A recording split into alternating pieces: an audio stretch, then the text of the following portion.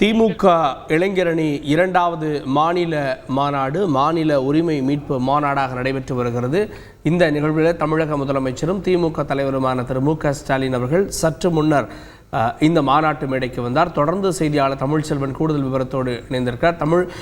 இந்த மாநாட்டினுடைய மிக முக்கியமான நிகழ்வுகள் அடுத்தடுத்து இடம்பெற இருக்கிறது. அடுத்தடுத்த அஜெண்டா அப்படின்றது என்ன? திமுக தலைவர் எப்போது பேச இருக்கிறார்? கூடுதல் விவரங்கள். சேலம் மாவட்டம் பெத்தநாயக்கன் பகுதியில் திமுக இளைஞரணி இரண்டாவது மாநில மாநாடு காலை துவங்கி பிரம்மாண்டமான முறையில் நடைபெற்று வருகிறது.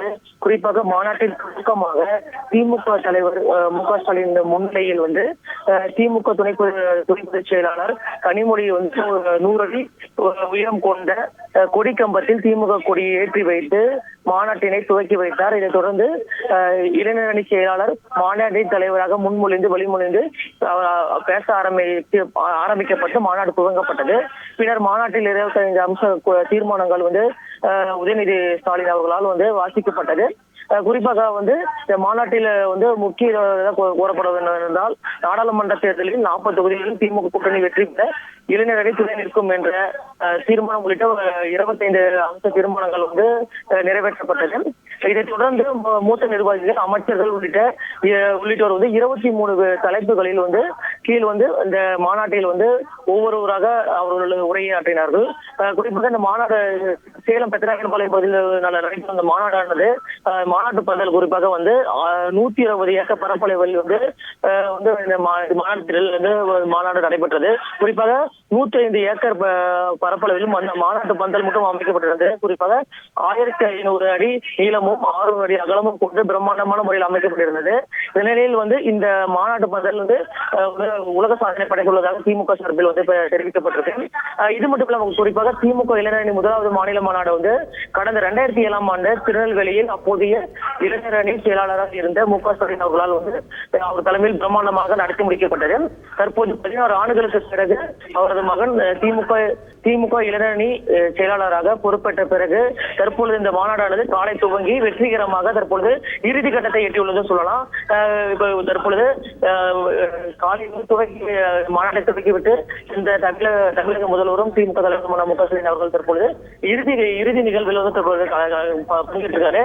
குறிப்பாக இப்ப இதை தொடர்ந்து தற்பொழுது தமிழக முதல்வரும் திமுக தலைவருமான மு.க. ஸ்டாலின் அவர்கள் மாநாட்டில் நடைபெறும் இடத்திற்கு வருகை தந்தவுடனே மாநாட்டு திடலில் அமைக்கப்பட்டுள்ள பெரியார், அண்ணா மற்றும் கருணாநிதி, அன்பழகன் அவர்களுடைய சிலைகளுக்கு பலர் மரியாதை செலுத்தினார். இதைத் தொடர்ந்து மாநாட்டு பந்தலுக்கு வருகை தந்தவர் மாநாட்டில் உற்சாகமான முறையில் வரவேற்பு அளிக்கப்பட்டது. இதைத் தொடர்ந்து மாநாட்டின் முக்கிய அம்சமாக பார்க்கப்படுகின்ற மாநாட்டு மலரை தற்பொழுது தமிழக முதல்வரும் திமுக தலைவருமான மு.க. ஸ்டாலின் அவர்கள் வெளியிட்டுள்ளார்.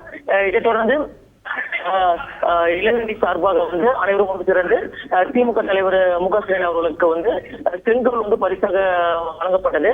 அதைத் தொடர்ந்து இளைஞரணி சேர்ந்த அனைவரும் ஒன்றிணைந்து திமுக இளைஞரணி செயலாளர் உதயநிதி ஸ்டாலின் அவர்களுக்கும் செங்கோல் வழங்கி மரியாதை செலுத்தினர். அதேபோல மாநாட்டில் முக்கிய அம்சமாக பார்க்கப்படக்கூடிய விஷயம் என்னவென்றால் மாநாட்டில் அந்த மாநில சுயாட்சி புத்தகத்தில் ஆங்கில பதிப்பேதத்தை தற்பொழுது முதல்வர் வெளியிட்டிருக்காரு. இதைத் தொடர்ந்து தற்பொழுது மாநாட்டை துவங்கி நடைபெற்று வருகிறது. இதில் இறுதி கட்டமாக தற்போது மாநாட்டில் திமுக துணை பொதுச் செயலாளர் கனிமொழி அவர்கள் உரையாற்றிருக்காங்க. அதைத் தொடர்ந்து திமுக பொருளாளர், திமுக பொதுச் செயலாளர் அவர்கள் உரையாற்றிருக்காங்க. அதைத் தொடர்ந்து இறுதியாக மாநாட்டின் நிறைவாக தமிழக முதல்வரும் திமுக தலைவருமான மு.க. ஸ்டாலின் அவர்கள் உரையாற்றிருக்காங்க. குறிப்பாக இந்த மாநாடு ஒரு பிரம்மாண்டமான முறையில் காலையிலிருந்து நடைபெற்று தற்போது இறுதி கட்டத்தை எடுத்து சொல்லலாம். குறிப்பாக இந்த மாநாட்டில் 3 லட்சத்துக்கும் மேற்பட்டவர் பங்கேற்றிருக்காங்க. குறிப்பாக மாநாட்டு திடலில் இளைஞரணி சேர்ந்த 1.5 லட்சம் பேர் அமரும் வகையில் ஏற்பாடு செய்யப்பட்டு அவர்கள் பங்கேற்று மாநாட்டில் முதல்வருடைய உரைக்காக காத்திருக்கிறார்கள். இது மட்டும் இல்லாமல் 1,00,000க்கும் மேலானவர் வெளியே குறிப்பாக மாநாட்டு திடலுக்கு வெளியே 120 டிஜிட்டல் திரைகள் மூலமாக அவரோட உரையை கேட்பதற்காக காத்திருக்கிறார்கள். இந்த நிலையில் தற்பொழுது மாநாடு முடிந்தவுடன் அந்த மாநாட்டு திடலுக்கு இளைஞரணி சேர்ந்த அனைவரும் பாதுகாப்பான முறையில் அனுப்புவதற்கான நடவடிக்கையை உள்ளிட்ட அமைச்சர்கள் மேற்கொள்ள இருக்காங்க.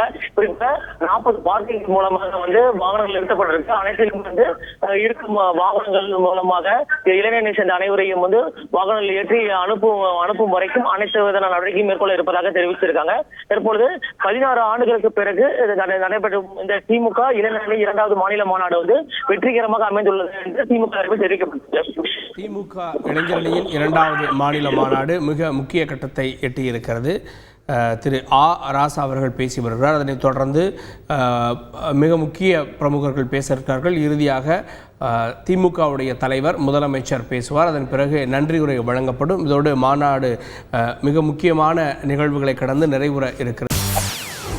செய்திகளை உடனுக்குடன் தெரிந்து கொள்ள உடனே சப்ஸ்கிரைப் பண்ணுங்க.